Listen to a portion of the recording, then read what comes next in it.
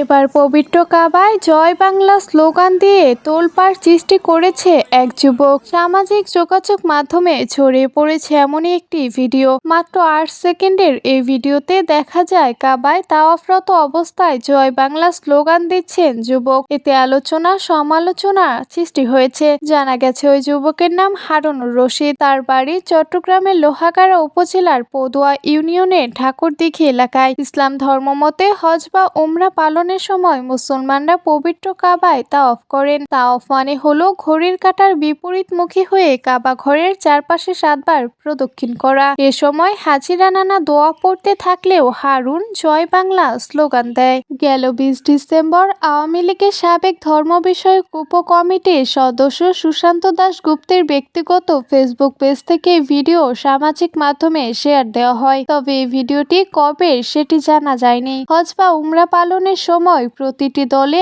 একজন মুয়াল্লিম বা গাইড থাকেন, যারা নেতৃত্ব দিয়ে থাকেন।